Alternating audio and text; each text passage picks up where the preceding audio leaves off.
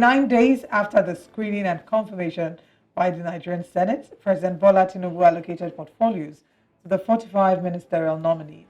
Of this number, about 10 are newly created or modified by the president. News Central's Bernard Akede gave a brief rundown of these 10 new ministries. Let's take a look. He also Among the many things to look forward to when a new president assumes office is the list of ministers to oversee the country's ministries. And in the case of President Tinubu, the ministerial expectation was the same. But in his case, not only did he appoint new ministers, he also created some ministries that were entirely new, while others seem to have been pulled out of their existing ministries. Starting with marine and blue economy, this is one of the new ministries created with Bumi Tunjiojo as minister. The marine and blue economy involves the economic activities associated with the ocean and the seas. Another newly created ministry is tourism, though pulled out of former Ministry of Information, Culture and Tourism.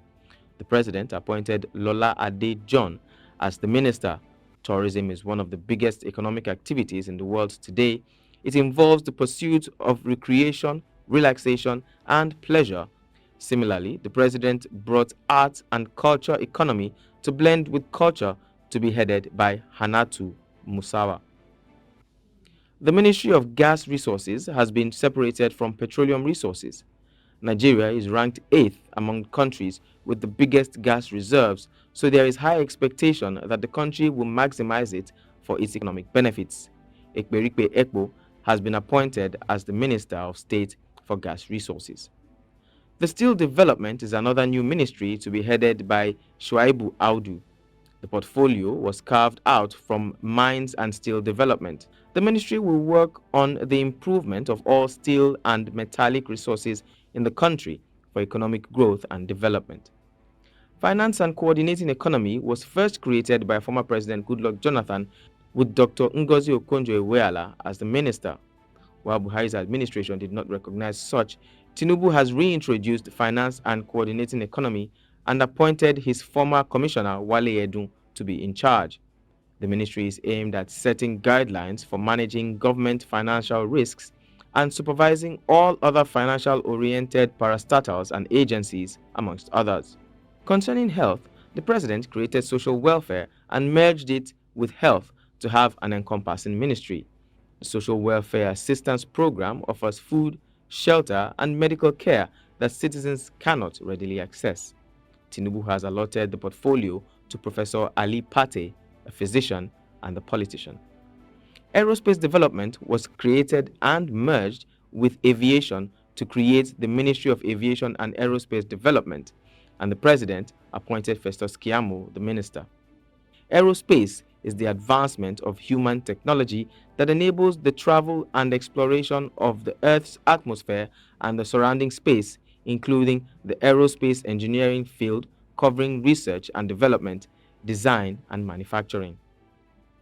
In the previous administration, the Ministry of Youth and Sports were operated as one, but Tinubu has brought out the Ministry of Youths from it to be manned by Abubakar Momo.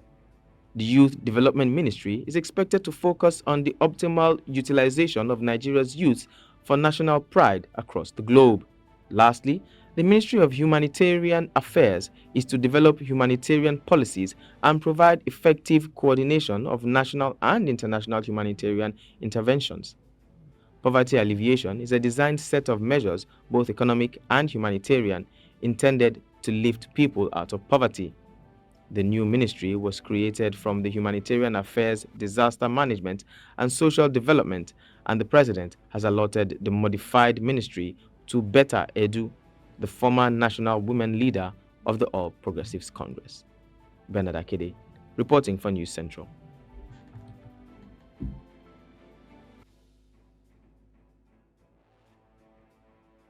Right, that's a very interesting package there. Thank you very much, Bernard Akede, for bringing us those very important details and giving us a very thorough breakdown. Now, still speaking about this, Osarogie, I'm sure that we have more updates. Yeah, I mean, really just to also speak, with regards to the report, Bernard Akede did a really, really good one. But just like we spoke, with regards to Lagos State, we're saying the same thing with the federal, on the state level and on the federal level. New governments are, just starting, work. Yesterday we spoke with the Commissioner for Information in Enugu State, and of course he was able to seemingly detail a little bit, what the plans are for Enugu State.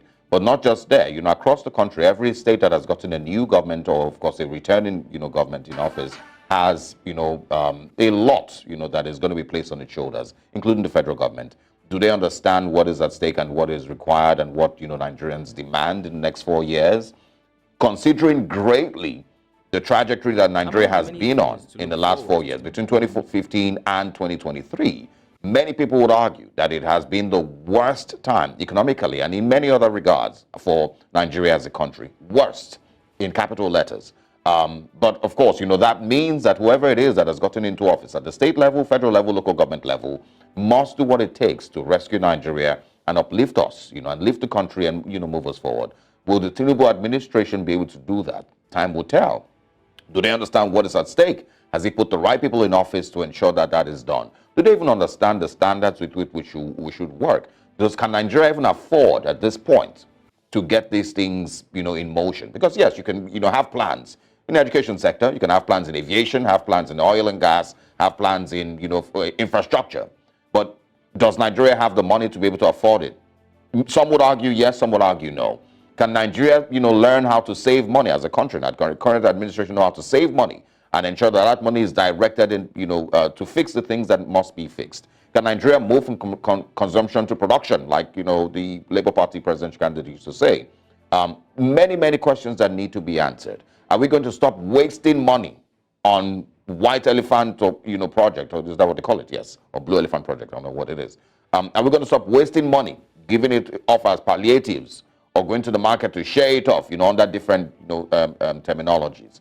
Are we going to understand the need to fix one of our refineries, or go, and of course, allow modular refineries to get into? Many, many questions need to be asked. But it's left for the administration to know what plans it has and how it will get those plans in motion. These are, of course, my own questions, and we hope that Nigeria understands what's at stake. I hope that you get answers for these questions. I hope so. I hope so. Questions, I'm not holding my breath. Did you see these are when these things happen, we don't understand the underlying implications. Yesterday and the day before, we spoke about how Nigerians were jubilating and twerking on the streets, backsliding because visas to, or allegedly, the visa ban, to UAE had been lifted. That's a terrible sign of the mentality of Nigerians, that they're so eager, looking for any reason whatsoever with which they can, leave the country. And yes, you might argue that, Dubai is a, tourist destination. They go there for business and whatnot. But take a look at what's going to happen this month. In September, schools are opening in September. So in the last couple of weeks, and of course, next couple of weeks, take a look at the number of people who will be jetting out of the country. Searching for greener pastures, because a lot of people have lost faith in the Project Nigeria and what we stand for as a country and where we are headed. Many people have. Even the ones that you see, as doctors, as engineers, as lawyers, as, whatever career that they hold, have all lost faith in what it is. So the Tinubu administration has inherited a lot of baggage and, a lot that needs to be done. A lot of baggage that was baggage that also his party created. Yeah. Let's not forget that. Oh yes, So absolutely. it's just like this is not an apt tradition. It's not an apt representation, but like family member taking over family business. Your older brother was in power, and then the older brother decided, you know what, I'm resigning, and the younger brother took over. It's still the family business. So this is still something that is a situation that the APC is not unaware of. They knew what they were getting into. Yeah. What I do hope is that they have adequate plans to help them get out of where we already are. Adequate plans and political will. In 2015 or 2016, I used to ask the question, was the Buhari administration underprepared or overwhelmed when they came into office? Mix of both. Might be a mix of both. Anyway. All right. We'll know. We'll see.